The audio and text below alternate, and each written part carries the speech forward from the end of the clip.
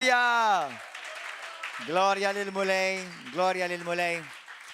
Nilqawkom eżis aħwa Maltin u għawċin, madwar Malta u għawda xgħal daw kolla l-aħwa Maltin u għawċin li ovvja forsi seguna bħal naf li jemxut minnkom madwar pajizi oħra bħal l-Awstralja, l-Kanada, l-Amerika, l-Ġermanja u Svizzera, postijiet li il-Maltin id mifruxa fih. Il-lejla nixtieq ninkoraġġi l-dawk kollha li qed issegwu dan il-messaġġ biex takkwistaw dil-kopja ta' dan il-ktieb. Dan huwa wieħed mill-iktar kodba qatt potenti li jiena qrajt. Da aħna wkoll nofru kors għalih jismu Bait of Satan, il-lixka ta' Satana, u jekk inti tħossok imwaħħal, jekk tħossok imwaħħal priġunier ma tistax inqala għandek blockaġġ f'ħajtek, jista' jkun li din hija r-risposta ta' ħajtek. Isma' sew il-messaġġ tiegħi tal-lejla għaliex ħanejt xi ħaġa simili fuq affarijiet ovvjament ħa nagħmel lezzjoni waħda. Imma hemm kors ta' 12 il-lezzjoni. U għal dawk kollha taraw il-YouTube il-lejla u l-Facebook il-lejla, il-kors ħajibda din il-ġimgħa, il-ġimgħa d-dieħla ġifieri llum aħna kull darba id-data huwa 17, il-kors ħajibda it-19 Monday il-tnejn fil-għaxija mis-7 sa 8:30 ġewwa River of Love. Jekk inti qed tinserta li qed tara dal-messaġġ il-lejla mhux b'kombinazzjoni, apparti li nħeġġek aqra dal-ktieb, akkwistah da, tista' takkwistah ġewwa River of Love, apparti minn hekk imma nħeġġek biex tagħmel dan il-kors. Għal dawk il-Kristjani għadkom qatt ma għamiltu dan il-kors, qatt ma għamiltu dat-talim, dan mhux għall-Kristjani biss tajjeb dal-kors. Għal ħafna pastors, ħafna leaders li naf. Please, da jista' jkun ir-risposta ta' ħajtek u biex inti ma timmissjax il-pjan tal-Alla f'ħajtek. Anyway, ejja nitolbu flimkien grazzi bulej u nitolbu lil Alla jkellimna. Misi Qadis kellimni mill-kelma tiegħek. Spiritu Santu invadi l-qalbi, moħħi u ħsibijieti. Għamel minni dak li trid int. Ġib fil-beraħ u ikxef mulej kull opra tal-għadu fil-ħajja tiegħi. Abba missier, id-dilja miegħi bħala ibn, bħala bint. U anka jekk il-kelma tiegħek tkun dritta u ta' challenge, nippreferi hekk mulej li niġi meħlus minnek billi makkes mid-demonju. Spiritu Santu, illuminani int f'isem Ġesu Kristu. Amen. Mor fi ktib ta' Luqa kapitlu 17. Grazzi mulej. Luqa 17. B'dispeċir ngħid kemm nintaqa' ma' Kristjani li huma imwaħħlin. Qed nirreferi għal Kristjani li b'xi mod għamlu deċiżjoni xi darba fil-ħajja tagħhom biex jimxu ma' Kristu. Però intom tafu li Ġesu iwissi li mhux kull min jibda triq jispiċċa triq. U nista' ngħidilkom li f'25 sena ministeru rajt eluf jersqu lejn Kristu u għaruf gbar jitbedu minn ġak l-istess Kristu li xi darba kienu resqu lejh. ħafna drabi aħna meta nisimgħu fuq nies għand bżonn jinħelsu mill-għadu jew mill-ħakma tal-għadu jew mid-demonju. Ħafna drabi aħna naħsbu dejjem f'xi ħadd li għadu ma ntaqax ma' Kristu. Però ħafna Kristjani għandhom bżonn jinħelsu wkoll. Għax hemm ħafna Kristjani li huma ġo ħabs. U lejla l-mulej qed jgħid il-bosta oħroġ mill-ħabs. Come out of your prison. Brothers and sisters, do not be shocked. Naf ħafna leaders li huma maqbuda ġo ħabs. Naf ħafna Kristjani li huma maqbuda ġo ħabs. Intom tafu li Ġesu ġie biex jeħles il-dawk li huma imjasrin. Morru fil-Ktieb ta' Luqa 4 malajr.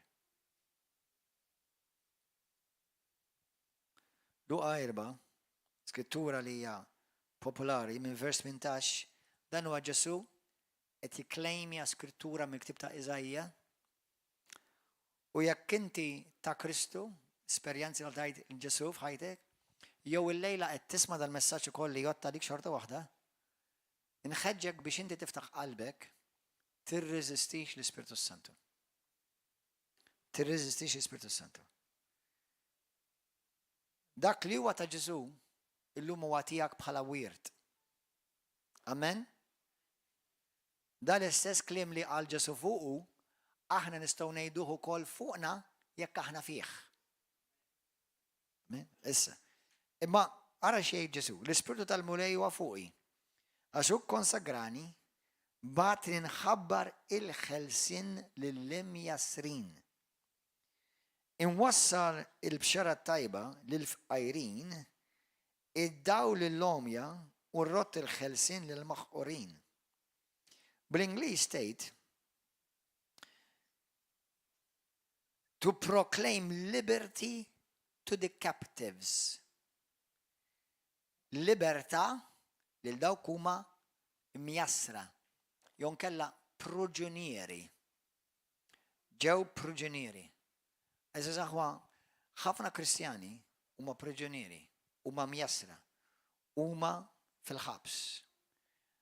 Mhux qed nitkellem għal ħabs naturali bħal ħabs ta' kordin, għax hemm ħafna nies li huma fil-ħabs ħafna iktar imjasrin minn xi wħud li forsi jinsabu fil-kordin. Fil-Ktieb ta' Mattew Luqa morru hemm, Luqa issa 17, Luqa 17, Ġesu jgħidlek minn vers 1. Darba li d-disċipli tiegħu qalilhom ma jistax ikun li ma jingħatawx skandli. Imma ħażin għalih min ikun ħtija tagħhom. Ħa ngħidilkom daqsxejn translation oħra differenti. Betrayals are inevitable, but great devastation will come to the one guilty of betraying others. ħanaqraħilkom ukoll bl-NIV. Things that cause people to stumble are bound to come. Affarijiet li jġelu l-xuħut li jitfixklu u li jiġu skandalizzati ħajjiġu. But woe to anyone through whom they come. Imma il-kelma wow meta ngħidu aħna xi ħaġa wow hija xi ħaġa ġifieri tal-biża' lil min iġib daw l-iskandli. ċarti tal-biża'. Ħa ngħidilkom xi tajt pereżempju fin-New Living NLT. There will always be temptations to sin. ħajkun hemm dejjem it-tentazzjoni biex tidneb. But what sorrow? Tesema fejn tgħid il-kelma wow, but what sorrow awaits the person who does the tempting. Imma x'biżgħat u x'uġieħ kbir qed jiġi mistenni għal dik il-persuna li jkun il-kawża ta' dawn l-iskandli.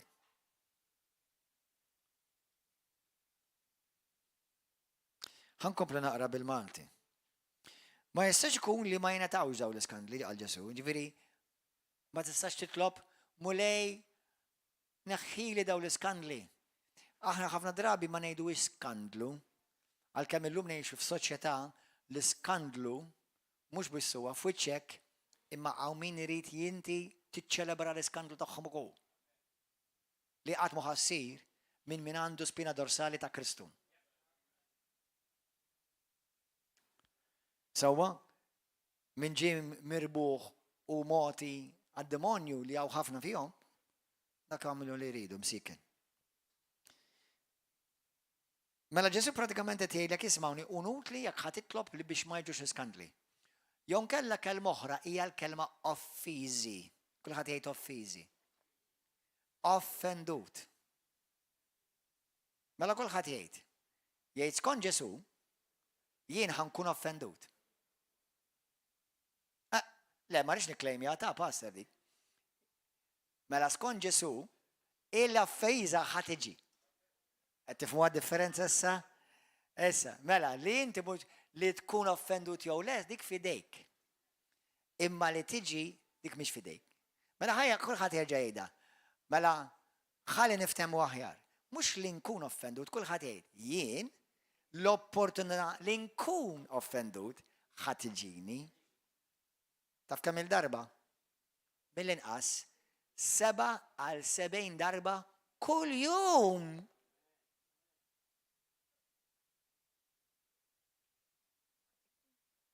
Sena fti. Aħna kemm il-darba ħanitkellem ukoll ħansemmi l-maħfra llum u ħataraw il-maħfra minn punto di vista differenti. Imma ħafna mid-drabi aħna ma naħsbu fil-maħfra qabel ma naħsbux fuq dan il-kunċett. Ġesu hawnhekk rabat il-maħfra mal-offiża. Mela Ġesu qed jgħidlek int ħajkollok l-opportunità tkun offiż 7 għal 70 darba kuljum. Issa, nista' ngħidlek mill-esperjenza u mill-istudji li ħadd ma' minnkom midneb daqshekk tajjeb. Għax biex tidneb daqshekk ma tistax torqod, ma tistax tmur tieħu shower, ma tistax tiekol għax kull 3 minuti tittoqgħod toffendi li ġeqa. Imma aħna nafu l-kelma 7 fil-Bibja tfisser infinit. Sewwa, issa tidna mill-kom iktar diffiċli, u by the way mhux jien għamilta hekk, Ġesu. Mhux tal-li tiġi offendut 77 darba, mill-istess persuna tiġi offendut 77 darba. Kieku joffenduk 7 għal 70 darbi differenti, tejtejja, da differenti. L-istess persuna. ċisa ħanin. L-istess persuna, ta' mux it-sija nanna, un-bat il-boss ta' xol, un-bat ta' daqqa ta' qoddimek, un-bat tal-ħalib, un-bat tal-ħobs, un-bat... La, l-istess persuna. Dak biex ma tidraħx, ta' ma tidraħħomx iżejjed. Izma, ma jistax ikun neħħja minn rasek jgħid il-mulle li l-offiża mhux ħadd tiġi. Imma ħażin għalih jew għaliha min ikun ħtija tagħha jew tagħhu. Ikun aħjar dak il-persuna li jorbtulu mahon u ġebla ta' tħin u jitfawh il-baħar milli jagħti skandu lil wieħed minn dawn iċkejknin. Aħna llum ngħixu f'soċjetà li l-iskandli tfal mhux paċe vilja tuħamlhom fl-iskejjel.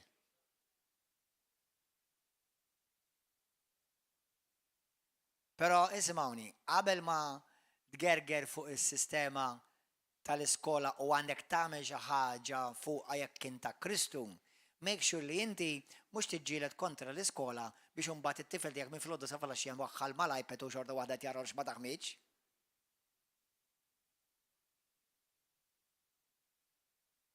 Qed tifhmu? Għax qabel inti tgerger forsi għax l-iskola tjorih il-mostri, jew qed il-moħħ fuq is-sess u m'għandux isir f'isem Ġesu Kristu. U ma nittollerawx f'isem Ġesu Kristu. Imma fl-istess ħin ukoll intom ġenituri. Sewwa li inti ma tħallix it-tifel tiegħek jiġi babysitting, sitted, jew set, babysit. Bil-iPad jew bit-tablet u xorta tjara rux ma taħmiġ fuqha. Qed tifhmu? Ġifieri il-bilanċ tkun sewwa, jibda mid-dar u jkompli fl-iskola, jkompli fuq ix-xogħol. Ħankomplu. Oqgħdu attenti jekk juħuk jaqaf xi dnub widbu u jekk jindem aħfirlu.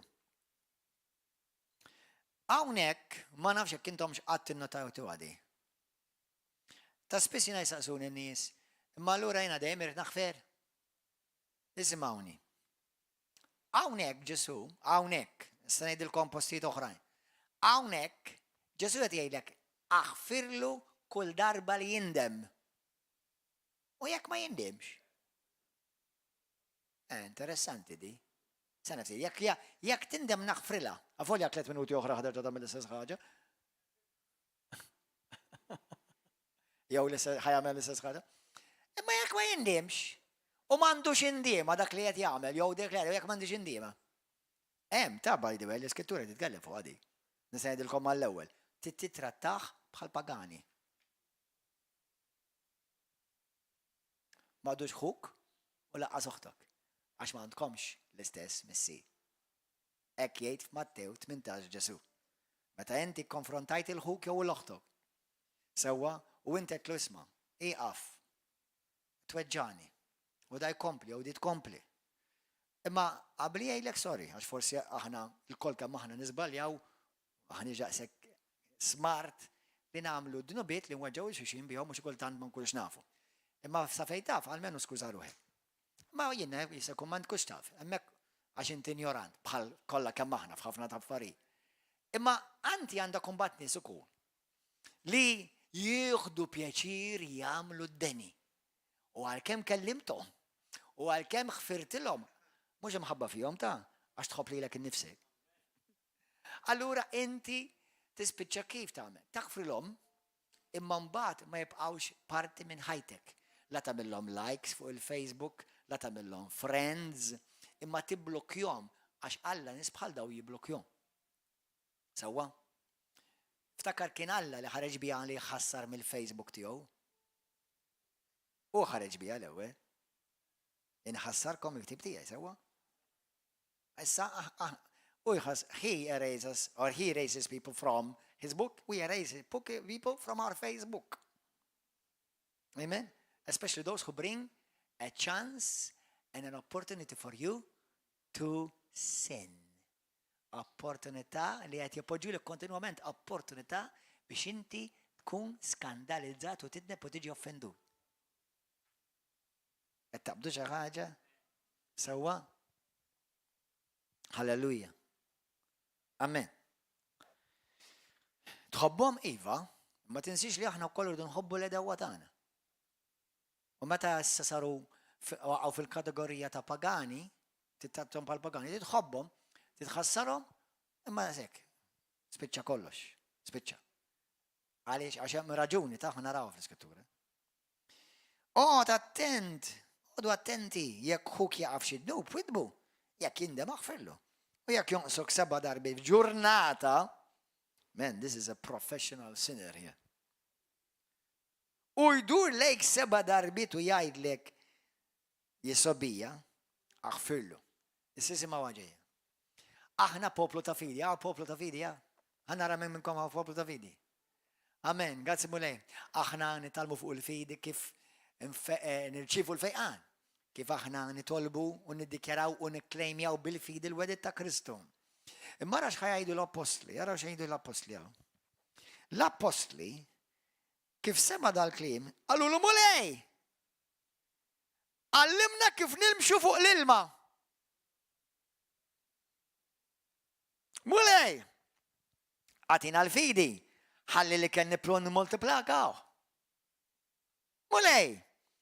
Għadin il-fidi, ħallen għajem il-mejtin. Le, kif semaw dal-klim, l-apostli għallu l-om, mulle. Jow, għatin il-fidi għal-dita. Għatini għal-fidi. Tin il-fidi biex l-istess persuna kontinuament toffendini, tirritani, kontinuament poġġili il-liġka qoddimi u jena irrid naħfrila jew naħfirlu jew naħfrila. U għaxej twissija jew twissijom jew tgħidulhom u tiffaċċjhom u titlhom jkollok ħafna fidi. Fors, let's go. Jitkollok ħafna fidi. U l-apposti dak għalulu mulej, kattar fija l-fidi. Lord, give me faith. Increase our faith. Kabbar fija mulej din il-fidi. Issa dan l-iskandlu, il-lixka, jew inkella l-iskandalon bil-Grik, tfisser bil-Ingliż stumbling block. Tfixkil. Xaħat li qed ifixklek. Xaħat li jkun ta' blockage għalik spirituali. Xaħat li lilek qed jikkrejalek okkażjoni biex tidnem. Għandikom eżempju żgħir, ħdej il-kbir di żgħir. Anka nies pereżempju ara bro wara x'waħda fuq il-Facebook. Jista' jkun fuq ix-xogħol tiegħek. Inti ħadd ma toqgħod tara dak huwa opportunità għalik biex tidnem. Immaġina illum il-ġurnata jagħmlu marċi sħiħ barra Malta. Malta ma nafx hekk għadhom xejn ukoll.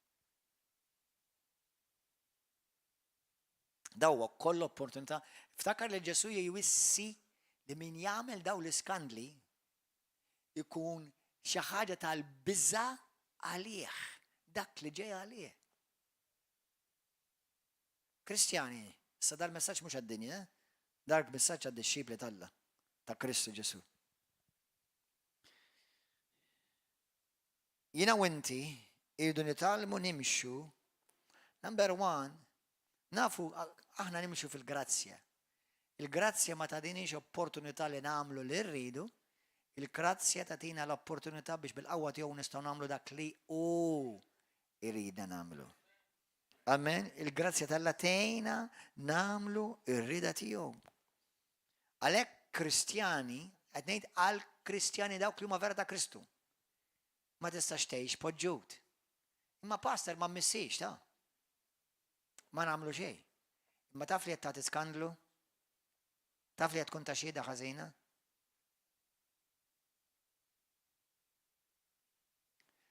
Iwa allura ma nistax impejjeb.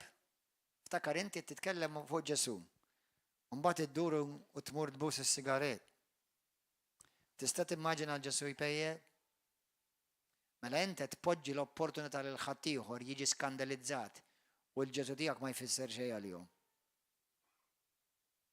Qed tiskandalizza n-nies. Alright? Mhux id-dinja ma tafhomx dawk l-affarijiet. Int tafu. Amen? Issa hawn min jagħmel ċertu affarijiet nuqqas ta' maturità. Il-dak li għandu jew dik għandha nuqqas ta' maturità, ħudu paċenzja b'imħabba għalmuhom. Ma once li titgħallem il-verità u tifhem issa Alla tistenna minnek li taġixxi skont dak li issa femtu Alla urik. Morru fil-ktim ta' Matew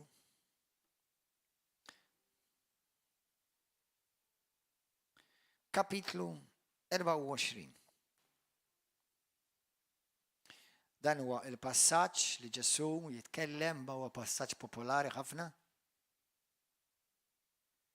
li jitkellem fuq l-aħħar ta' żminijiet. Issa Ġesu jgħidilna li ma tista' tagħmel xejn inti milli jiġu l-iskandli. Jew nkella ma tista' tagħmel xejn milli l-opportunità tieħu għalik ħadd tiġi. Kemm hawn minnkom kellkom opportunità llum li tieħdu għalikom fuq xi ħaġa li dik? Tiġi offendut fuq xi ħaġa. Kemm il-darba? F'ġurnata waħda.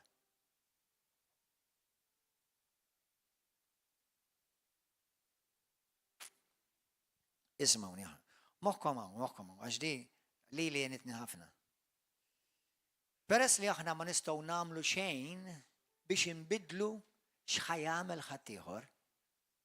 Kol ħana ġanejda, inti ma tista' tagħmel xejn fuq rigward x'ħadd ieħor ħajamel lilek.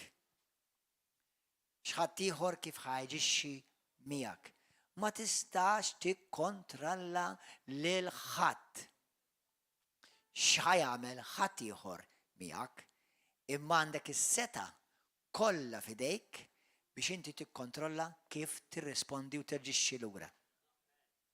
Amen? Amen? Ħantikom eżempju. Johnny.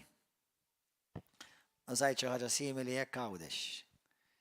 Mela din hija ġebla li ħanwada bilek għal-rasik.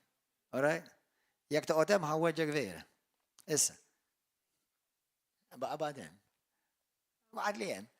Mela immaġina di ġebla ħanwada bilek għal-rasik. X'ħadd tagħmel inti? Għax dat jaħseb li mhux ħanwadda bilek, jekk wadda bilek vera naqżamlek rasik. U dak tibda oħxan ta'. Mela, ismawni, inti taf li del-persuna partikolari tweġġek, tpoġġilek l-opportunità ġi offendut. X'tagħmel inti? Sewwa b'dabilek, sewwa? Għalma mux dak li ħana wadab li jak joqgħod il-taborek. Sewwa, inti x'tagħmel kieku? X'tagħmel? Issa napprezza li l-qajt il-ktieb, imma inti suppost titwarrab. Issa ħana jiġri. Issa, wadda bili lili. Bil-for, bil-bont, Tajjeb. Issa ismawni. Sfortunatament, ħafna mill-Kristjani, anke inklużi n-nies tad-dinja, imma għall-Kristjani, issa di, erġa' wadda bili minn ftit ieħor. Thank you, sir. X'in ngħidlek, mela dal-ktieb jirrepreżenta offesa. Ipprova wadda bili vinhom, brother.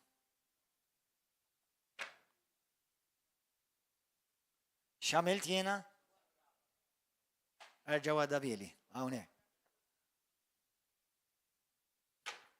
X'għamilt jiena? Warrabt. Kemm tidher faċli, hiex vera?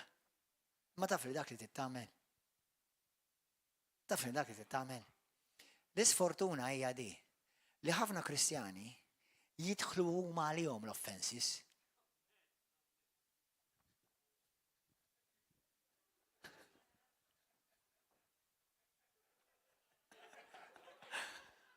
Żol minn nofs! Mhux toqgħod tilqaħħom l-offenses! Warbilhom! Iġbri dak kollu li jiskandalizzak! Mhux toqgħod tidħol int għaliha! Pastor, għat jajjarni fuq il-Facebook. Un ċamilt? Għat toħtar għal-post kollu għal-fuq, għux vera. ċamilt jenu? Inflok warrabtu, id-delejtjajtu u injorajtu. Għat tidħol għall-offenses. Tifmu? Għax pastor, il-xol, tix kem jgħidu kontra tiħaj. U għat nismaħħom wara l-bir. Prosit, mawx għalik. Issa kif tħossok? U kemm nħossni ħażin, pastor? Laqqas nista' mmur ix-xogħol mħabba fihom. Da min għalek biex oqgħod tismagħhom.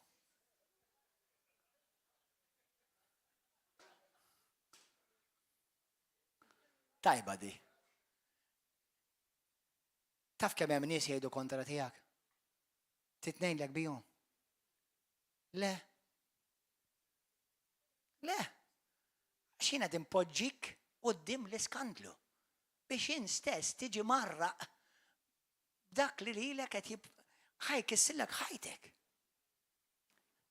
Tidħolx iktar għall-iskandlu. Warrab minn nofs. Żul minn nofs. Mela toqgħod tilqa' l-iskandli, tilqa' l-offiżi. Mill-Gejs nħobb ngħidlek isma'. You cannot change what happens to you, but you can control and change what happens in you. Għax għat jajruni, għax ma ħadlix bidejja, jew għax ma ħarsix lejja, jew għax ħares lejja bl-ikraħ. Jekk ikun ikraħ, bil-forsi ikraħ ħares lejja. Għanta fem, ismuni. Għalix tagħti kasom. Inti għandek kull dritt, għandek kull seta fidejk. Tinjorom, meta tinjora l-ħaġa, jaħasra ma tijiex power. Issa, hemm okkażjonijiet li jkunu għad diffiċli biex tinjorom, nista' nifhem. Hemm ħafna affarijiet li inti tista' tinjorhom. Qed tifhem jekk inti għandek xi waħda qed taqbad miegħek sewwa u inti miżżewweġ ma tix kisser il-żwieġ, mhux kemm tibblukkja. Jekk inti għandek xi ħadd qed jipprova jgħajrek u jwaqqak dawn, mhux inti tajtu s-seta li joqgħod jimlik bruxmata toqgħol u jħassalek, mhux inti tajtu s-seta. U ħafna affarijiet li ħafna Kristjani jidħlu fihom u jiġi offiżi huma. Pereżempju jiena nibda ċertu nies jibdew jgħidulek. ċertu nies ġili ntqajtu biex jaħwa jgħidulek għall-pastor għalija qal, inti kif taf? Għax jinsa fajdef jiena qatt ma semmejt ismin, inti kif ħadd għalik? Għax dak il-massaġġi kollha għalija jagħmelhom. Infatti eżatt, kollha għalik nagħmelhom. Kollha anka ta' għada ta' pedada, il-barrani li għandna kollu għalik li ħajjejt. Kemm hawn minnu ċe bit-tikka bil-kapitali.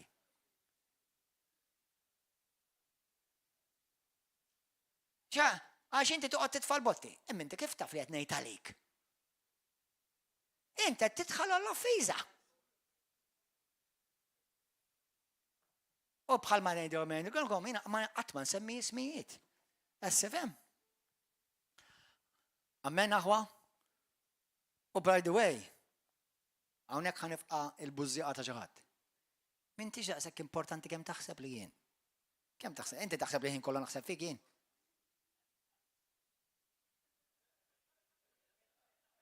Kemm taħseb li inti importanti fil-ħajja tiegħi, qalbi tiegħi? M'għandix nagħmel noqgħod naħseb fik ħanar kif inti rajt jew. Aħna jew maħniex.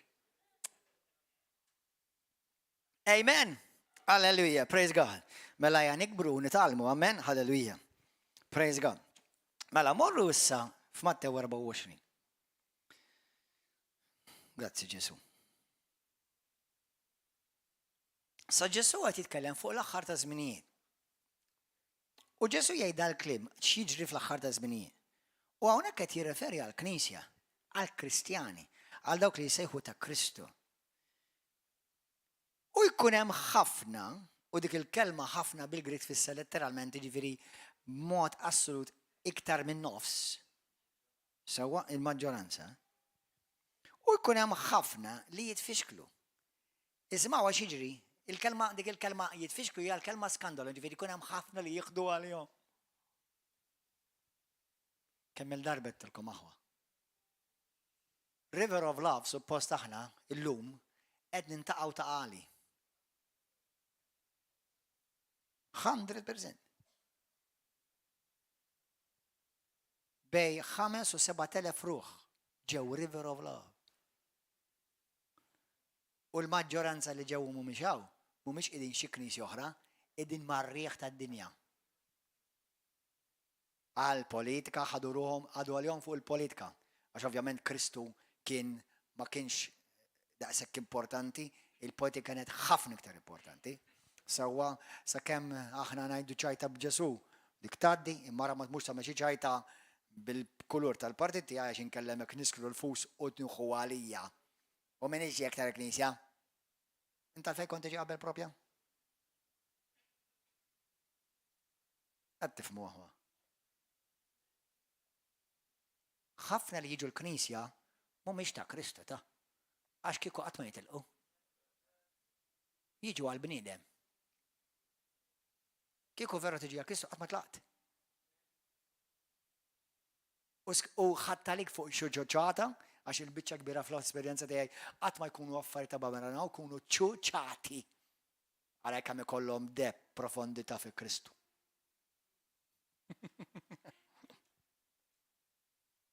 Tifhmu? Sewwa? U jkun hemm ħafna li jitfixklu mela ħafna li jieħdu għalihom il-maġġoranza. Li hu x'jagħmlu issa? Jittradixxu lil xulxin. Infatti il-mument li inti ħadd għalik dik il-persuna ħassiba diffiċli ħafna għalejha lilejha. Anke bej kopja, għalhekk ngħidulhom il-kopji ngħidulhom għamluh il-kors il-lixka ta' Sana Base of Satan.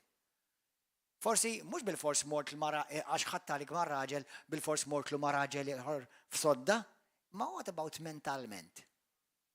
Qalbek m'għadix lejali issa. Għax issa qegħdemek biżwieġ għax apposta. Għax hekk suppost.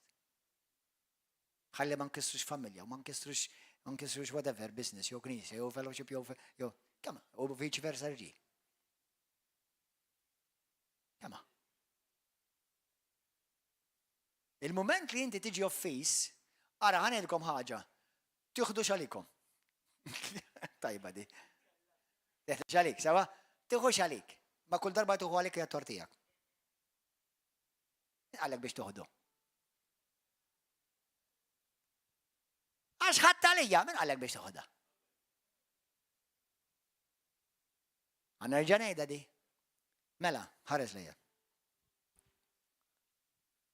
Kull darba li tuħu għalik, it-tort l-għawa tan-nanna, la tan-nannu, la tal-isqof, la tal-Prim Ministru, la tal-President, la tal-Pastor, la tal-Evangelist, la tal-Djaknu, la tal-Zija, la tal-Kuġina. inti ħattalik, totalment it-tort tiegħek ħattalik. Ħadd ma qallek biex tieħdu.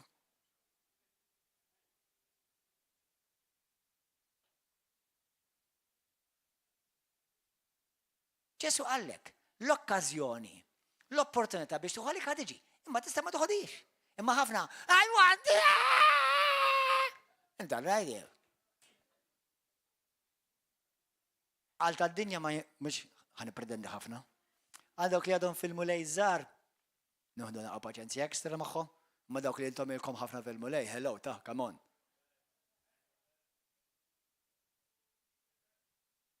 Come on. Tidnejdilkom kif jitkissru żewġijiet? ħadet għalija. ħa għalih. Pastor, teġ kemm kien jabbużani bil-sinu? Mhux qed ngħidlek li tajjeb ta'? Fitxu lajnuna. Fitxu lajnuna. Ara l-ħażin qatt ma ħajġu ġustifikat. Imma jnagħmlu mod inti, dak li weġġek. Mela weġġek. Jnagħmlu mod għandek 100% raġun li dak li sar miegħek kien inġust. U inti l-vittma tas-sitwazzjoni. Imma lura sa tkompli tħallih weġġek. Għax il-fatt li xi ħadd weġġani u jiena qiegħed issa f'offiża, mela l-ewwel weġġani tefani f'ħabs u mbagħad taf xeklu tluħa żomm iċ-ċafetta. Ma sewwa, weġġajtni. Sraqtli. U fl-aħħar qedlek tant ħadd għalija ħud ċafetta wkoll ħanibqgħu ġew. Ara kemm jiena qalbi tajba. Qed tifhmu x'qed jiġri. L-fatt li weġġek mhux biżejjed qed tkompli tħallih bil-volontà tiegħek tħallih ikompli jitfak ġo ħabs. Il-lejla l-mulej tgħidlek pupa tiegħi. Għandek iċ-ċavetta biex inti tista' toħroġ mill-ħabs. Għax inti qiegħda f'ħabs. Inti qiegħed f'ħabs. Inti trid il-fejqan. Imma l-fejqan ma jistax jiġi għax inti għalaqt il-bibien kollha. Għax tellajt ħitan iktar ħoxnin mis-swar tal-belt.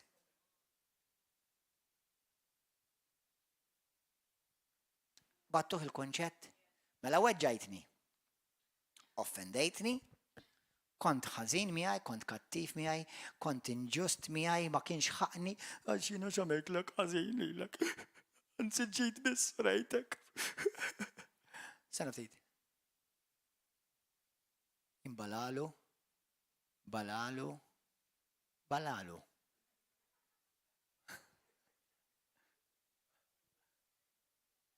Għax jiena sena ftit. Jiena għalfej ħallejt għal di jew il-dawk jitfawni ġo ħabs. U tant kont balalu li tajtom iċ-ċavetta f'idejhom ukoll.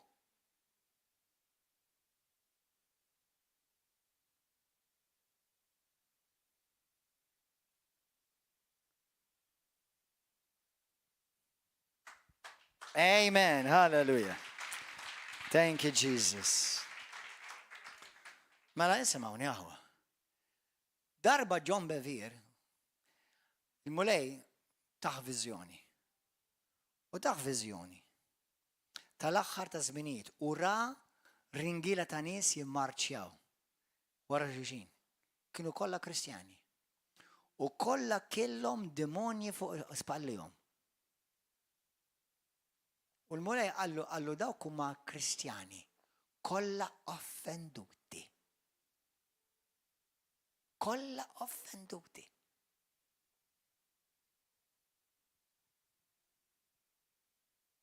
Oħroġ mill-ħabs. Oħroġ mill-ħabs. Sejt il-dak taħdek jew il-dik taħdek. Oħroġ mill-ħabs fissem Ġesu Kristu. Amen. Morru fi ktib ta' Timotju. Ħafna darba lili id-demonju kitib li jitra. Kontu tafu li id-demonju kitib li jitra? U mhux jitra żgħira da? Għamilli 5 foolscaps. Ara kemm kont importanti biex jagħmillek 5 foolscaps. Għax fl-aħħar jiffilma Satana. Ġi għawdex il-5 li għadda u tgħid xeba taħt Ġesu Kristu. Il-birak, il-ħamis.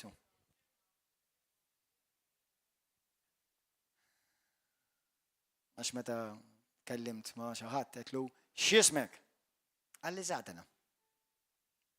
Dejġ kemmek malar. U ġesu dejġ kemmeku. Anyway, ma vera, kitbu litra. U firma fl-axħar satana. Imma ix-xitan jekk intkom tkunu wise, ftakar jintom iktar wise mid-demonju, tafu?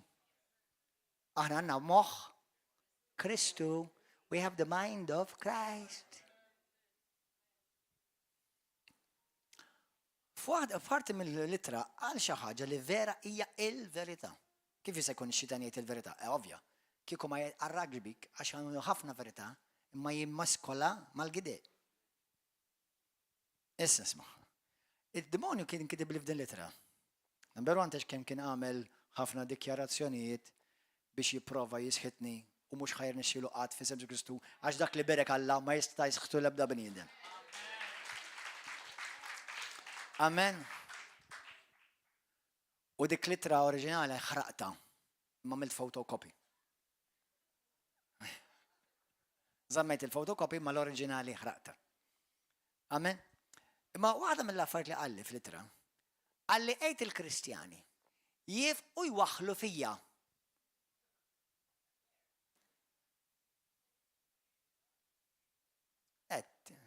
Da qed jgħinna lilna. Da qed jgħinna. Qalli jgħid il-Kristjani jien ma nġelhom jagħmlu xejn. Jien għandihom biss l-opportunità huma jidimbu mhux jien. Illa llu kemm tajba dejmen. Infatti di qiegħda fi-Ktieb ta' Ġabbu kapitlu 1. Go, mela, u għax-xitan li jpoġġek l-opportunità. U inti tibilgħu. L-opportunità tiblaħħa. Imma xejlek l-iskrittura Ġabbu kapitlu 4 vers 7. Is-sottometti lilek innifsek lej il-mulej. Is-sottometti lilek innifsek lej il-mulej. U tkun tista' tiqaflu lix-xitan. Ħalli mbagħad x-xitan jaħrab jiġri. Imma l-ewwel tkun sottomess lej il-mulej. Allura għaliex għandna ħafna Kristjani x-xitan bilaħħu? Għax mhumiex is-sottomessi lej il-mulej. U x-xitan jara fl-awtorità jekk intix taħt awtorità. Amen aħwa. Alleluja. Il-mulej qed jagħmel healing service bħalissa qed fiqu ħafna minnkom. Hallelujah. Thank you, Jesus. ħafna minn nies li huma offenduti ma jafux li huma offenduti. Kont taf din ħafna Kristjani li huma offenduti laqqas jafu li huma offenduti. Ħanejdilkom 1000% hawn nies li ħajaraw dal-programm, ħajaraw dal-messaġġ li kienu mir-River of Love u telqu għax huma offenduti sal-lum u mhux ħajaċċettawha. Sakemm jumiljaw ruħhom imbagħad Alla jibda jilluminhom għax il-Bibja jilluminak once li tumilja ruħek. Umilja ruħek u Alla jurik il-grazzja. Imma kollha telqu għax kienu offenduti. Kollha mhux 50%, mhux 70%. 100%. Nies li huma waħidhom ġoddaru jgħidu jiena ma nitlibx programm, mhux qed nitkellem għal dawk li huma morda da. Mhux dak li nitkellem għal dawk li qegħdin x'imkien komunità fejn Alla ħawwilhom u qed jikbru b'mod san. Nitkellem nies li qegħdin fit-toroq. Jaqraw il-Bibja ma jobdux kelma.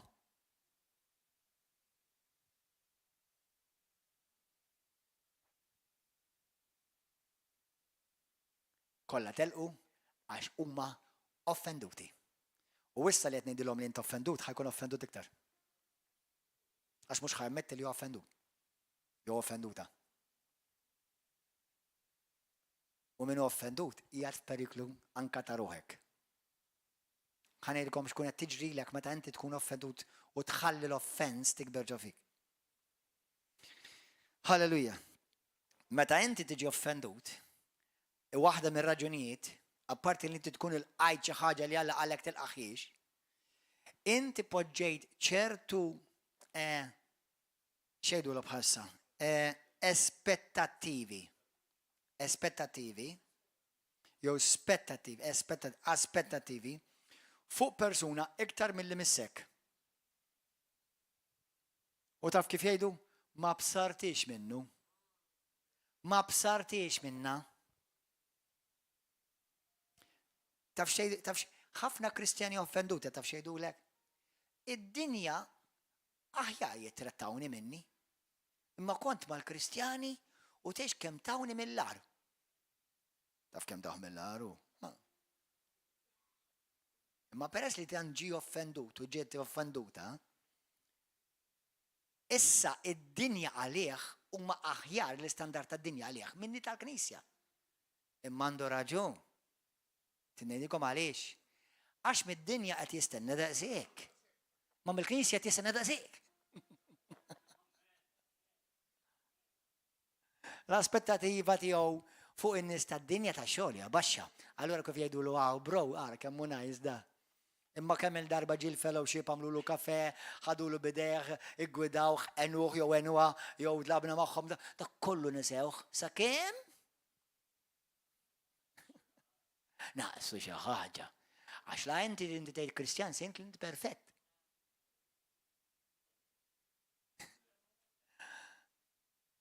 Inti poġġej lilek innifsek fil-pożizzjoni li tiġi offendut. Għaliex poġġejt aspettattiva fuq persuni daqshekk? Fuq il-mara tiegħek, fuq ir-raġel tiegħek, fuq il-ħbib tiegħek, qed nitkellem fi Kristu, fuq il-pastor tiegħek. Inti tiskandalizza ruħek meta tara xi ħaġa l-pastor jagħmel li forsi ma toġbokx lilek. Illum kont nitkellem ma' Sore Pronesto. Għalli brother, għalli tfal tal-pastors trid titrattom mhux bħal tfal tal-pastors, imma bħala tfal.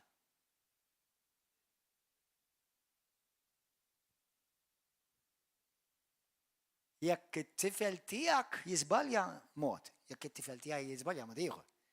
Imma għaliex? Mhux tifel ukoll għadu. Għaliex l-aspettattiva fuq it-tfal tal-pastors hija akbar? Għax jaħsbu li id-dar jgħixu ma' Ġesu u ma' Marija. U San Ġosef fin-nofs.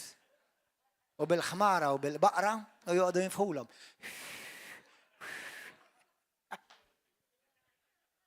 Mur jgħidilhom li d-dar jekk jiżbaljaw jiena ħankellhom bħala papa, mhux bħala pastor. Amen? Issa, it-tfal tiegħi jiena ma rridhomx jiżbaljaw għal dawk li forsi kienu fil-bidu tas-service. It-tfal tiegħi bdew jagħmlu xejn ta' barra minn hawn. Ma xi ħaġa li kien mhux tajba, għal bdew jagħmlu tal-idej fin-nofs quddiem hawnhekk. Waqt li qed nagħmlu praise and worship. Sawadnu b'dak le ċuċċata ta' tfal li huma. Imma korreġejthom. U li ku tiegħek konni korreġihom ukoll. Se fem, mhux qed ngħidlek li t-tfal tal-passer għandhom nħallhom jagħmlu li jridu laqqas xejn. Imma fl-aħħar mill-aħħar tfal huma bħal ħadd ieħor. Jridu jgħixu ħajja ta' tfal. Qed tifhmu? Jien għad nitfal. Għad nilob bil-Playmobil.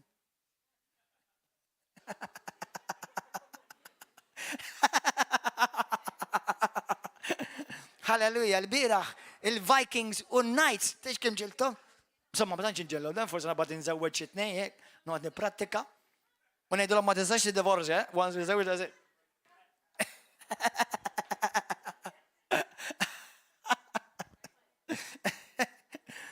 Imma aħna ninsew li vera l-pastor, u intom mhux għax il-pastor, għax il-Bibja mhux għall-pastors miktuba għall-Kristjani. Sewwa, vera aħna rridu ngħixu nistalla u hekk għandu jkun. Ma fl-aħħar mill-aħħar ftakar li inti ħuk u oħtok huma suġġett tal-iżbal bħal kulħadd. U jekk inti tiskandalizza ruħek bekk, it-tort mhux tagħhom, mhux għax il-ħażin li jagħmlu forsi jiġu qatt tiġġustifikat, imma inti għamilt spettattiva fuqu li suppost għamilta biss fuq Kristu biss, mela fuq bniedem. Qed tifhmu? Halleluja! Inti l-postman, kull ma huwa l-messaġġier tal-messaġġ. Inti l-importanti li jasal il-messaġġ mhux il-messaġġier. Issa li jekk il-post ma jiġib xorru mħarbta, ma teġ barredix li l-lettera. X'għandu xe. Arajt, ħammur namel xeri sew, namella bil-ġil. Issa nġi, arajt, issa nġi fija. Inta rajt jew.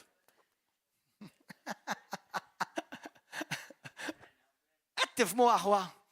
Ismani, jiena jaqbadni n-nas bħalkom, u forsi uġ minnkom anke ktar minnkom. Sewa, inħobb nikol, inħobb niddiverti, minn armarit niddeb, għandix interess nidneb.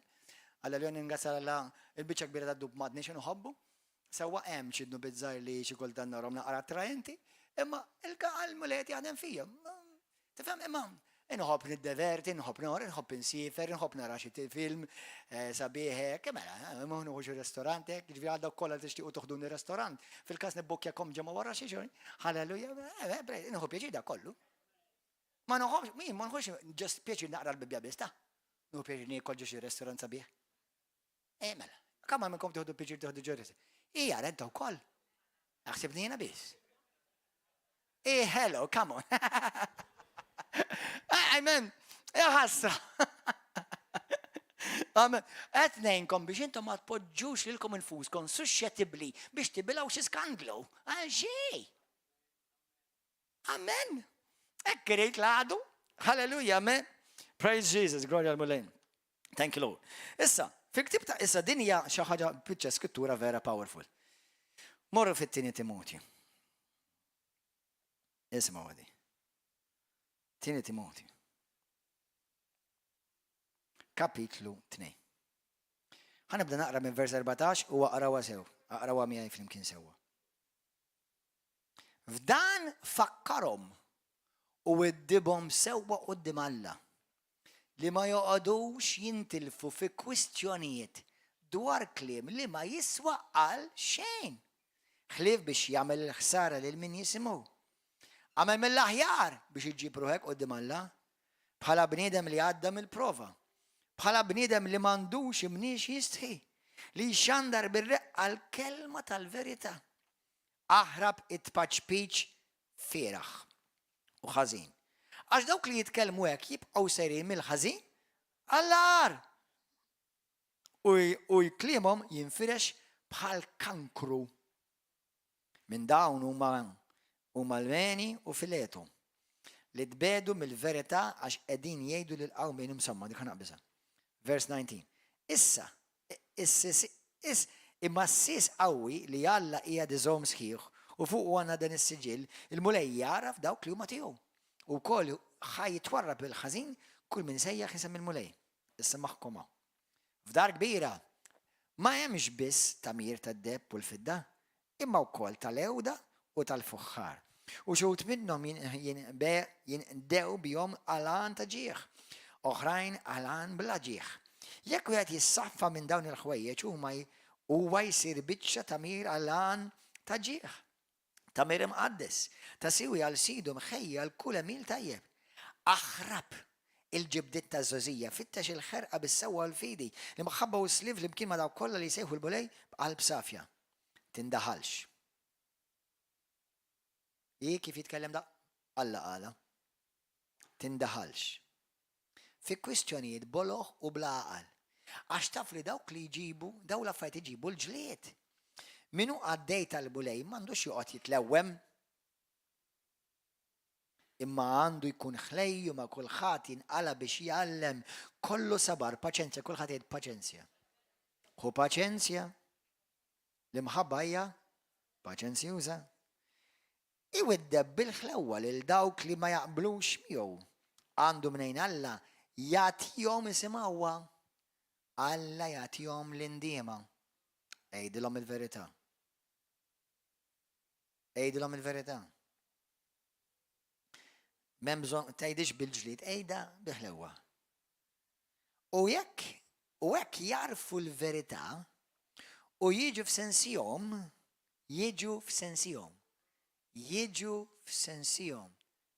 Mela mingħajr it-twiddib ma jfissirx li tirrabja u toqgħod tinsolent taħta, dak mhux twiddib.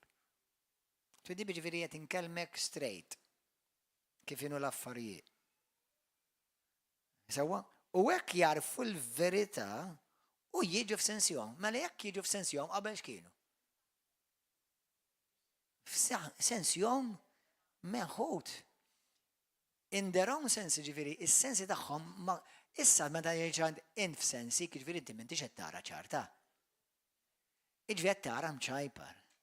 Hemm dalma fuq għajnek m'intix tara raffajt verament kif huma. U taf x'inhi l-biżaħwa. Min ikun imqarraq dejjem jaħseb li għandu raġun. Dalhekk huwa perikolus li jkun hemm il-qerq. Il-qerq huwa perikolus għax taħseb li int qiegħed fis-sew. Mela kif tista' tiġib sensik? Hawnhekk qed jitkellem Pawlu lil Timotju, il-pastor jgħidilhom. Jgħidilhom beħlewwa, għidlu l-verità, toqgħodx traqlaq, toqgħodx targumenta, mhux paroli żejjed, għidlu dak li għandu bżonn jisma'. Għid il-verità, beħlewwa, ħu paċenzja. Imma għidlu. Ħax qas jaf x'inhu jagħmel ta. Dik ma taf x'inhi tagħmel ta. Issa dik taf x'inhi tagħmel iddur minn knisja għall-oħra meta kellha sejħa minn Alla. Dik taf x'inhi tagħmel.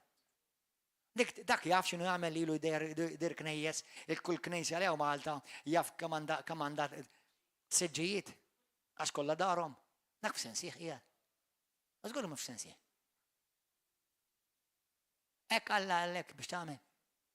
M'intix tindura li inti m'għadek f'sensik meta tagħmel dawn l-affarijiet. A rolling stone gathers no moss. Amen, aħwan. Malix, għax huma offenduti. Huma offenduti.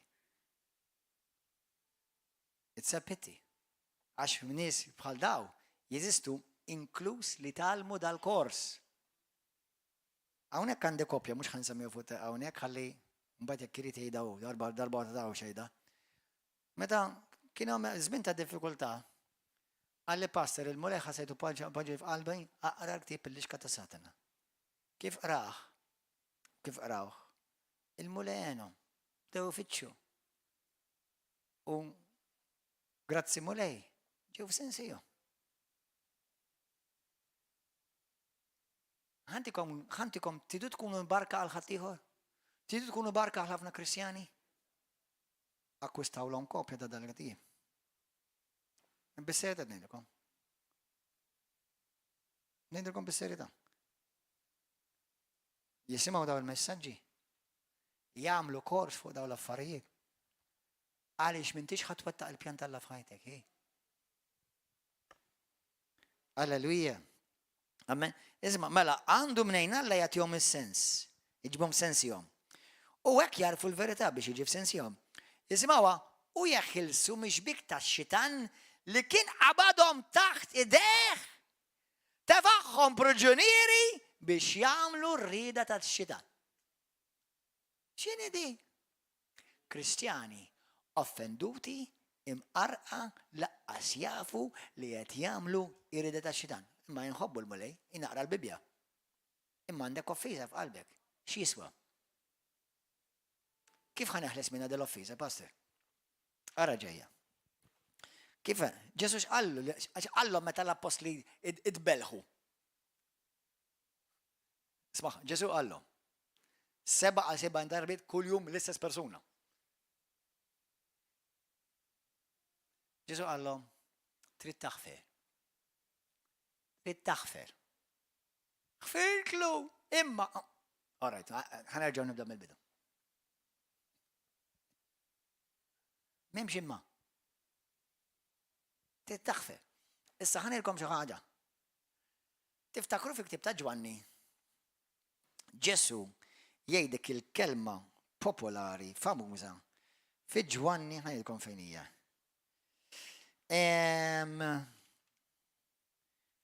Fej jgħid Ġesu id-nubiet li intom taħfru jiġu maħfura u d-nubiet li intom iżommu jiġu miżmuma.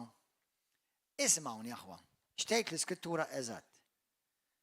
Morru fi ktieb ta' Ġwanni 20. Alleluja. Are you okay, boys? Alleluja. Da meta Ġesu, aħna nitalmu li aħna jdu naqraw kollox fil-kontest, amen? Mela, Ġwanni 20, vers 22. Ħanibdew vers 21, ha. Mela Ġesu daħal fuqhom, kienu fil-kamra waħedhom, imbeżżajn, u l-Skrittura tgħidlek daħal fuqhom, nefaħ fuqhom u qalilhom il-paċi magħkom irċievu l-Ispirtu Santu. Amen? Għaw min jinterpreta di b'mod żbaljat barra mill-kuntest totali, fejn qed jaħsbu għaw min jaħseb li diġi Ġesu qed jgħid issa idnu bit li intom taħfru l-ħadd ieħor jiġu erru għandkom. Aħfrulhom, jekk ikollok jekk tħossok tajjeb, jekk ma jekk jidilek ma takx taħfrulhom, taħfrulhomx u tħabbilx rasek ma naħfrulhomx oqqas ma taħfrulhomx inti. Il-listina seta ta' seta aktar minn għandu. M'għandu assolutament x'jaqsam zero żilġ nada. Xejn ħjiel. Għaliex? Għax inti teoloġija sana tgħidlek li inti kull xieda tittoqgħod mill-inqas fuq 2 jew 3 xieda u kollox jrid jagħmel sens fil-kuntest. Imma Ġesu jgħid mela bħal ma l-bat il-missier lili hekk jiena nibgħat lilkom. Sewwa, u kif bagħtu Ġesu? Iqara ren-nies. U lil xi jgħidulhom ara lilek naħfrulek. Lilek ħanżommu. Mela b'kull rispett lej ir-reliġjon ta' Ruma, il-qassisin ma jidhrum kien hemm. Laqqas xi tip ta' seta jew xi tip ta' ordni jew xi tip ta' sagrament tal-qrar. Għase, xejn. Għax inti tikkomparaħ ma' passaġġi simili. Luqa kapitlu 24 minn vers 44 Ġesu jgħidlek morru x'għandu l-Vanġew tal-maħfra tad-nubi. Issa stenna ftit. Ħafna min-nies huma morda ta' għaliex għax ma kellhomx il-kapaċità jirrilisjaw l-offenses u mardu. Trid fiq illum. Mulet jgħidlek trid titgħallem tirrilisja l-offens, mhux toqgħod iżommu miegħek. Idnu bit li inti taħfer, idnu bit li jiġu inti tirrilisja anke jien inkun firtlu. Udnu bit li inti żomm x'ħajgħamel. U ma għalekx jiena ħażommhom, ma għalhomx. Allora ara, jekk intom inżommhom da, anke jien inżommhom. U fejn ħażommhom? Ħadd tagħmilhom xi kollazzjoni fuq l-iskafà? Jiġi veterina jew. Iżommhom xi ġifieri, iżomm id-nub. Mela jekk jiena nirrilisjak, jiġifieri I am for giving. Min qabel qed nirrilisjak li dak tagħmilli jiena naħfirlek. Ma nżommix kontra tiegħek. Ma meta jiena nżomm kontra tiegħek, mhux inti tbati jien. Meta taħfer int, il-pjaċir lul mhux li min taħfer tagħmlu li jekk innifsek ma tibqax marbut taħt il-ħakma tal-għadu biex tagħmel ir-rieda tiegħu. U tfiq. U tfiq.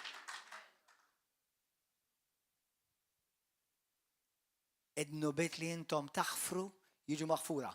Ma qallhomx idnu bit li taħfrulhom jiena naħfrilhom għax ħfirtilhom int. Stop preaching heresy in Jesus' name.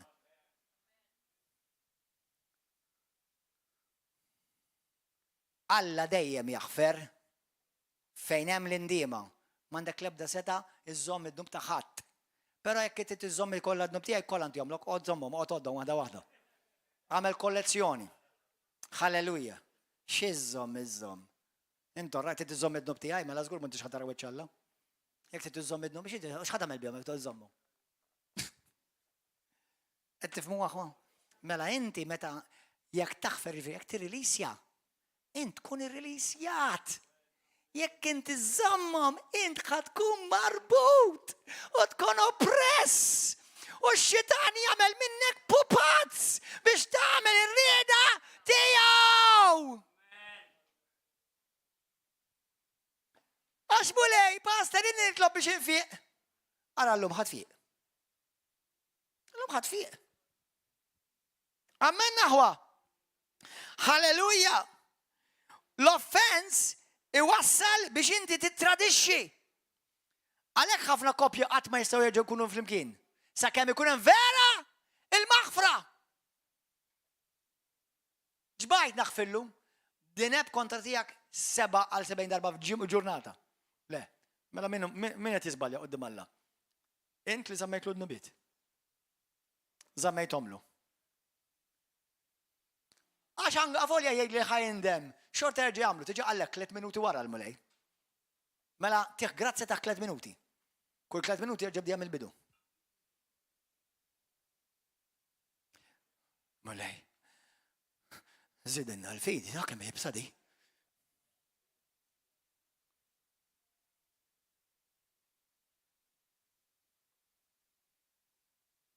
Tifhmu aħwa. Amen.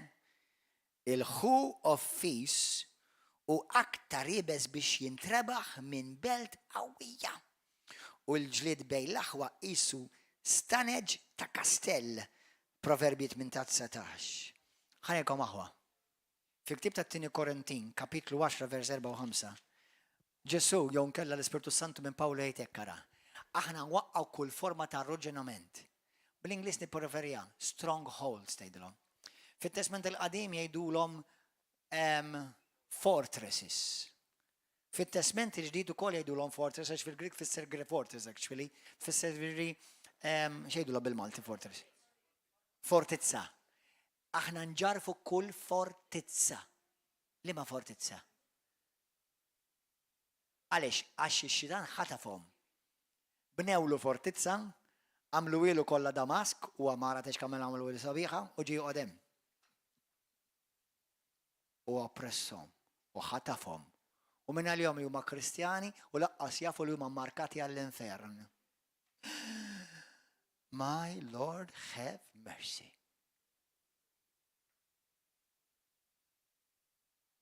Għalhekk titteġa tiġi lura, titlob maħfra, tirrilisja dak kollu li iżomm fuq il-kuxjenza fuq il-stonku fuq il- Iva, għax dak li għatalla. Kompli għajak tafa. Għalek ħafna żwiġijiet ta' pastors imkisri. Għalek ħafna żwiġijiet ta' Kristjani imkisri.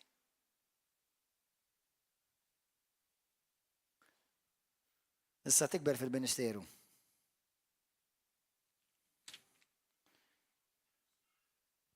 Tista' tagħmel 1100 konferenza.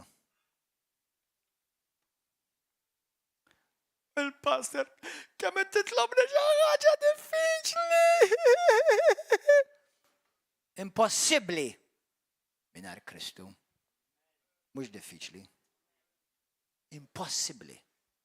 Mingħajr Kristu impossibbli, mhux diffiċli.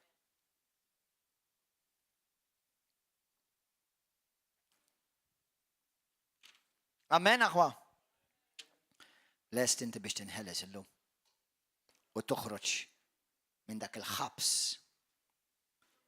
Għaliex Alla jridek tiġi meħlus. Għanilkom aħwa, illum xuħut minnkom. Taf xej Ġesu? Jekk intom ma taħfrux nubiet ħaddieħor, laqqas missierkom li fismejdu ma jaħfer nubiet tagħkom. Għaw xi ħadd jixtieq iżomm id-nub tiegħi? Kollox intulek bil-kulur, kollox inti kun ħawdu. Mur għamel barbecue bih.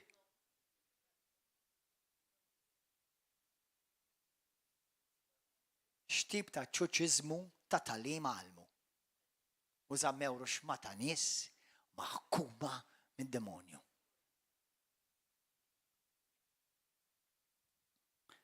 Taf xejn l-iskritturu li jekk inti tobot il-ħuk. Le nħobbok ta' brother. Mela mur irranġa għamel l-affarijiet. U milja ruħek ħalli tirċivi grazzja minn għand. Ħalli ma toqtolx il-pjan tal-la fuq ħajtek u tpoġġi ruħek fuq il-periklu tal-eternità fl-infern. Amen? Alleluja. Għani tolbu għajan umu l-vifa. Praise and worship team, come on, please. Hallelujah. L-offense twassal għal-erq. Jekk ma trix kun imqarraq, għaw xaħat jixtieq ikun imqarraq. Ftakar Ġesu x'qal, is-sinjal prinċipali tal-aħħar ta' żminijiet. Ara kif kollox jintrabat. Kollox jintrabat. Il-erq. Għandna Kristjani mqarqa turrun. Mhux Malta biss, taw għawdex madwar id-dinja kollha. Trid ma tkunx imqarraq. Mhux għal-ġid tal-pastor u għal-ġid tal-brother u għal-ġid tal-evangelist u għal-ġid tal-diaknu u l-isqof u l-papa u l-prim ministru. Għal-ġid tagħhom, għal-ġid tiegħek. Għal-ġid tiegħek. Mela nsejx tgħid l-iskrittura li jekk ma taħfirx tista' titlob minn filosofa xi sakemm wiċċek ikun blu u vjola u jagħmel il-koluri kollha u Alla ma jismax talba waħda minnu. Mark kapitlu 11 vers 22 sa 25, ħafna drabi aħna fuq 24. Mora aqra l-komplement. U jekk intom ma taħfrux nubitkom, laqas missirkom ma jaħfrulkom. U l-abda talba tal-fidi ma tinstema'. Issa tifhem għaliex għandna bżonn il-fidi.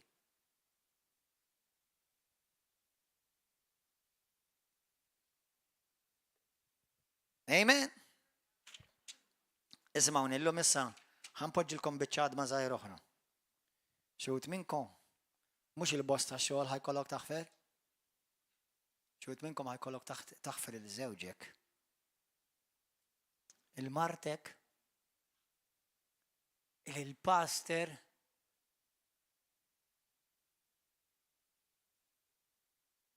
lill-isqof, lill-qassis, lil dak li abbużak, lil dak li kien inġust miegħek, lil dak li keċċik il-barra, lil dak li għamiltlu l-ġid u għamilbatijulek bid-deni. Tittaħfe. Ħalli ma tibqax iż-żomm u ma tibqax maħkum u ma tibda tara u tibda tiġi f'sensik. U l-ewwel ħaġa li tinduna tibda tgħid my goodness guys, x'kont qed nagħmel? My God, Lord Jesus, x'kont qed nagħmel? Dil-ġimgħa kelli bosta opportunità fer naħfer. Sansitra anke l-bieraħ ġiġa ħadd jgħajjarni pubblikament. Dik il-persuna tgħix kemm il-darba provajna nkellmuha u ngħinuha. Ma tix tisma'. Però ċekkjajt f'qalbi, ma ħadx pjaċir, da ġifieri għax dal-għed mhux bil-fors bih. Qed l-ummu lejma jiena għandi odju f'qalba lejha. Le, m'għandix odju f'qalba, qalbi għalija. Anzi mort id-daru, inseb tal-kubtejja u tlabt għalija. Ħadd pjaċir dak li għamilt li? Laqqa xejn. Imma tlabt għalija, għax nippreferi l-salva l-infern mhix ċajta ħoda. Mhux ġimgħa tal-infern. Laqqas sena da, laqqas 10 da, mhux lifetime, eternity. Xi ħadd ieħor dil-ġimgħa ċempilli u tgħix kemm għajjat miegħi u beda joffendini. U akkużani fals nobis. Mhux qed nagħmilha ta' superhero ta'. Imma ħassejt għalih. Ħassejt għalih għax intu ngħid kemm l-għadu qabdu. Tħassartu bis-serita lilu u tlabt għalih. Biss minn qalbi qed ngħid. Biss intom ħadd ma tafux mhux qed insemmi l-ħati. Imma qed ngħidilkom li opportunità li tuħu għalik u tiġi offis kuljum ħajkollok. U jista' jkun mill-istess persuna.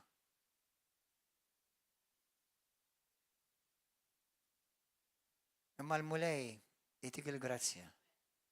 Għax il-moment li tgħidlu mulej jiena rrid nagħmel rida tiegħek. Tinżel il-grazzja tal-la fuq. U mhux ħnagħmel prit koħra, imma ngħiddi biss. Ftakar jiena u inti mitna għal dak li rridu aħna. X'taħseb in? X'idri din? Suppost ilu lid-difen. Il-mejjet isiba faċli biex jaħfen. Il-mejjet għalih innifsu. Amen aħna, kemm minnkom tgħidli pastor, kelli bżonn nisma' ħad il-messaġġ. Grazzi Ġesu. Hawn min abbużak, weġġek, tinsiex li hawn min weġġek li ma rridx iweġġek. Mhux kulħadd min weġġani għax kattiv u aħdar, hawn min għax ma kienx sensittiv. Aħna maturi għadna nikbru.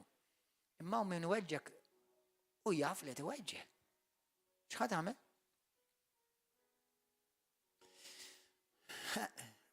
Il-persuna li tjagħmelek taf x'qed jagħmelu da. Dak huwa maħkum mid-demonju da. Għax qed jagħmel rida tiegħu. Imma x'tagħmel inti? Itlob għalihom Qabli lilek forsi ma rridx jisimek iktar. Ibad etlob il-Alla jibatlu ġati uħar isma' lilhom. Inti li qed tara fuq YouTube u Facebook bħalissa u tgħid pastor dil-kelma kienet għalija. Ara ħansaraħlek rasek. Dil-kelma hija għalija. Imma jekk mhux ħadd uża llum, mhux probbli ħadd uża għada. Jekk inti llum lest li toħroġ mill-ħabs, tfiq u tibda tesperjenza u dak il-blockage li kien hemm bejnek u bejn Alla jiġġarraf. U t-talb tiegħek jibda jitlaq quddiem il-missier bħal inċens. Amen. Poġġi dek fuq qalbek. Itlab warajja se stess. Tkellem mal mulej. Lil min għandek bżonn taħfer kollha kemm aħna differenti. Dak il-persona li weġġek li u le ħfirtlu.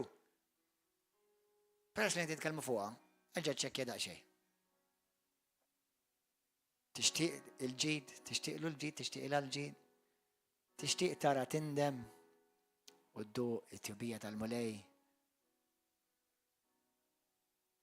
Ftakkar Ġesu x'qal minn fuq is-salib. L-istess insiet salbuh, iqaġtulu il-baffi, jibsqulu f'wiċċu qabel l-istess, ittuħ fuq wiċċu qabel dak kienu l-istess idej l-istess u stejs fejjaq. Aħna ngħidu ma milnilhom il-ġid ara kif abattuwili. Inti mhux il-Ġesu qed tgħid li tixtieq timita.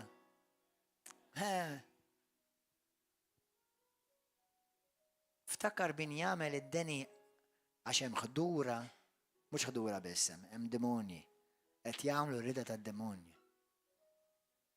Imma bit-talb tiegħek, bil-grazzja talla, bil-kelma talla, bil-verità, bil-ħlewwa u paċenzja kbira. Alla jtihom il-grazzja jiġu f'sinsija. Ejn nitolbu flimkien. Ħa nitolbu għalik l-ewwel, sewa nitolbu għalija. Nitlob min talba mija, jekk inti llum qiegħed tgħid li pastor nixtieq nagħti ħajti l-Ġesu Kristu llum għall-ewwel darba u xi ħadd jixtieq jagħti ħajti l-Ġesu għall-ewwel darba. Olli jdejk tixtieq tagħti ħajtek il-Kristu, titlob il-Alla jaħfirlek dnubietek. Jew tgħid li pastor jiena dbett mill-mulej u nixtieq nerġa' lura lejn il-mulej. Nixtieq inġedded ħajti lejn Kristu hawn xi ħadd. Olli jdejk hawn xi ħadd. Jekk inti olla jdejk, dawk kollha li ollejtu jdejkom, inti li l-mulej tikellmek bħassa. Ejdi talba warajja minn qalbek. Iblu missi qaddis.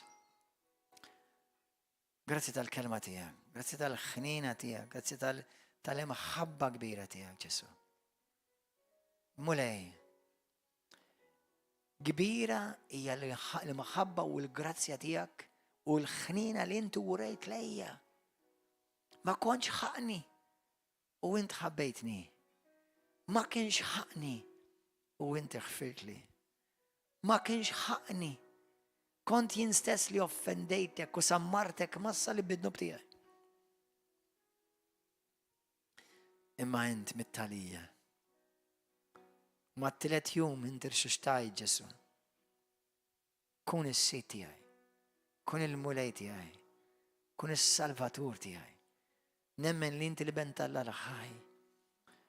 Li permess tal-mewt u l-qawmin tiegħek kien salvajtni. Aħfilli d-nubieti mulej. Irrid insir nafek aktar. Mulej minn lum minn qudiem. Illum qed nirrealizza li mejtejna żammejt l-offiża. Ġarrejt l-offiża u anke forsi minn għalija li ħbejta. Illum int Spiritu Santu qed iġġibni insel li jiena għadni offendut. Għadni offenduta. Mulej irrid infiq minn din il-ferita. Irrid infiq minn din il-ferita Ġesu. Ħalli nimxi l-qudiem fil-ħajja tiegħi. Ħalli nwettaq il-pjan tiegħek li int għandek f'ħajti. Ġesu aħfirli. U aħfirli meta jiena ma ħfirx mal-għajr. Skont il-kelma tiegħek 3 minuti biss nistandu. Wara 3 minuti rrid naħfer. Dażek. Mela naħfer minn qalbi lil dik il-persuna li weġġatni, lil dik il-persuna li insulentatni, lil dik il-persuna li kienet inġusta miegħi. Mulej, int li żgur ma kienx ħaqek id-batijiet li għaddejt minnu. Inti wkoll ħfirt mulej. Illum jiena naħfer. Naħfer il-miweġġani, il-raġel tiegħi, il-mara tiegħi. Naħfer il-luliedi li abbandonawni u nesewni. Naħfer lill-papa li abbużani meta kon żgħira jew kon żgħir. Naħfer il-mama li abbandonatni meta konna żgħar abbandonatna. Naħfrilha mulej, naħfrilha x'ma kienx taf x'inhi tagħmel. Nifhem illum mulej li daw in-nies ma kinux jafu x'inhu ma jagħmlu. Bħalma tgħid int minn fuq is-salib. Ma kinux jafu x'inhu ma jagħmlu. Għatihom il-grazzja jaraw mulej. Iftħulhom għajnejhom. Radbilhom qalbhom. Ibat il-qaddejja tiegħek mulej biex jixandrulhom il-maħħabba tiegħek. Ibat il-qaddejja tiegħek li huma midluka bl-Ispiritu Santu mimlija bil-maħħabba tiegħek. Ħajxandrulhom il-ħnina u t-tjubija tal-mulej. Ħalli jiġu f'sensihom u ma jibqgħux f'dak il-ħabs li x-xitan daħħalhom fihom. Abba Missier, grazzi. Nirrilisjom. Issa dik il-persuna li weġġatek minn qalbek jisek qed tkellima jekk jisimha jenna f'ċetta, ċetta naħfillek, imbirkek, ma kontx taf x'inti tagħmel. Ġowi, naħfillek, ma kontx taf x'inti tagħmel, anzi nitlob il-mulej birkek. Qed nifhem illum li dak mhux int kont kien l-għadu minnek. Naħfillek. Ibda itlob għalihom issa stess. Jista' jkun missier meta tkun żgħir. Ommok, jista' jkun it-sija, kuġini, tsiju. Xi ħadd weġġek lillum sallum il-ġurnata kien ġordik il-ferita. Aħfrilhom issa stess. Aħfrilhom issa stess. Inti li qed tara fuq YouTube, Facebook u televiżjoni. Mulej illum kelmek, illum irid jeħilsek. Ħalli toħroġ mill-ħabs, ħalli tgħix liberu, tgħix ħieles u twettaq il-pjan tal-Alla fil-ħajja tiegħek. Inħeġġek kun magħna jekk qed tara l-lejla da, kun magħna da filgħodu, fl-10 għal-messaġġ ieħor powerful. Ejja kun magħna hawnhekk kull nhar ta' erba' u ssib fis-7 ta' filgħaxija u l-ħadd filgħodu fl-10. Ir-release jel minn weġġeb, aħfrilhom. Ħalli ma tibqax taħt il-ħakma tal-għadu. Ammetti li inti mweġġa. Ammetti li inti kont offendut. It's okay. Issa għandek bidu ħajja ġdida, għandek bidu ta' ħajja ġdida. Ġesu għet jgħadik dan iċ-ċans, din il-grazzja. Utilizza.